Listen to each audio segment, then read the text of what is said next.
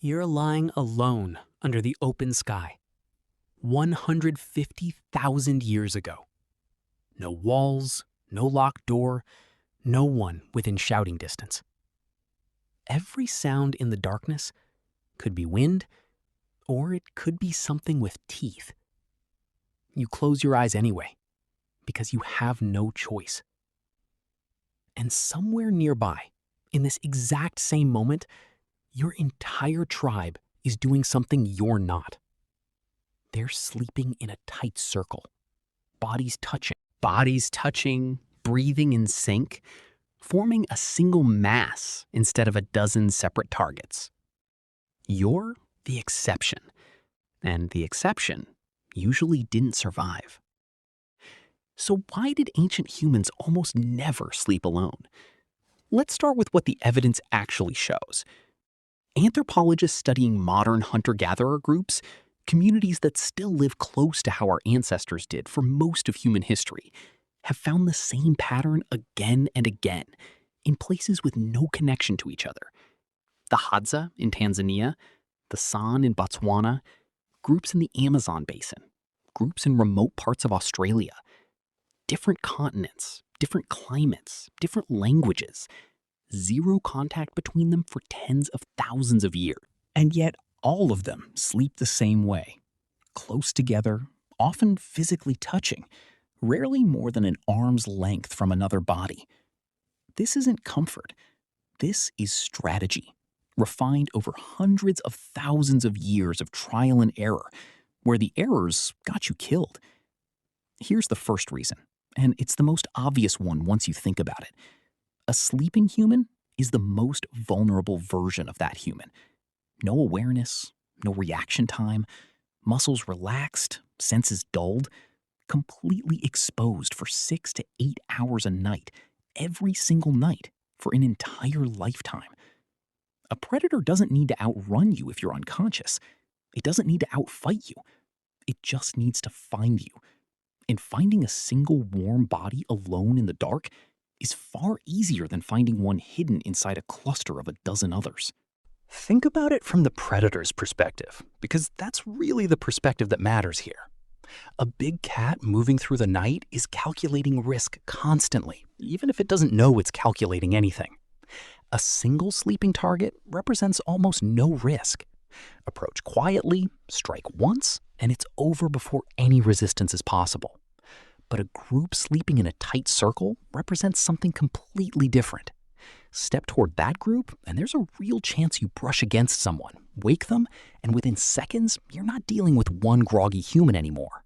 You're dealing with several people awake at once, shouting, grabbing rocks, moving unpredictably in the dark. Most predators, even apex ones that fear almost nothing, actively avoid unnecessary risk. Because an injury in the wild that would be minor for a modern animal with veterinary care is often a slow death sentence for a wild predator. A single sleeping human offers a clean, low-risk kill. A tight group offers a fight the predator might not win, and predators generally don't like fights they might not win. This is the first layer. Numbers create unpredictability, and unpredictability is exactly what a hunting animal wants to avoid. There's a second layer to this too, and it has nothing to do with predators at all: temperature. In colder climates especially, and for most of human prehistory, a huge percentage of inhabited environments were cold. Body heat shared between multiple people meant the literal difference between surviving the night and not. A person sleeping alone in near-freezing temperatures loses heat rapidly, and once core body temperature drops far enough, the body can't recover on its own. A group sleeping pressed together retains heat collectively. Each body acts as insulation for the ones beside it, creating a shared microclimate that's measurably warmer than what any single person could generate alone. This wasn't a minor comfort. In the coldest stretches of human history, sleeping alone in the open could genuinely mean death from exposure, even without a single predator in sight. Then there's a third layer, one that doesn't show up in the fossil record or in bones, but shows up clearly in behavior across every human society ever studied: the social layer.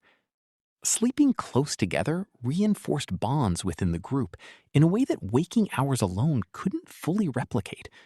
It signaled trust at the most vulnerable possible moment. Falling asleep next to someone means, on some deep level, deciding that person won't hurt you while you can't defend yourself. Doing that with a dozen people every single night built a kind of trust that held a group together far beyond what shared meals or shared hunts could accomplish on their own. And isolation, on the other side of that coin, wasn't just physically dangerous. It was often a signal that something had already gone wrong. A person sleeping alone, away from the group, was frequently someone who had been pushed out, someone who had broken a social rule seriously enough to be excluded, or someone who had simply chosen to leave, for reasons lost to history. Either way, their odds of survival dropped sharply the moment they were alone, and everyone in the group understood this instinctively. Isolation wasn't neutral. Isolation wasn't neutral. It was a warning sign, both for the isolated person and for anyone watching from the group. This pattern goes back further than most people assume. Even before modern humans existed, evidence from earlier hominin sites suggests communal sleeping arrangements stretching back hundreds of thousands of years. This wasn't a habit that developed alongside language or fire or complex tools. It appears to be older than most of what we consider distinctly human, which suggests it was one of the earliest survival strategies our lineage ever developed, predating even some of our most basic technology. And here's something worth sitting with.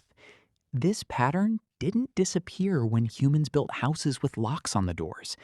It just went underground, buried in instinct instead of necessity. This is likely part of why humans today still feel a strange, specific discomfort sleeping in unfamiliar, empty spaces.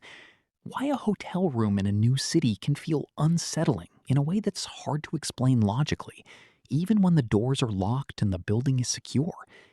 Why silence at night in a house alone can feel heavier and more oppressive than the exact same silence during the day.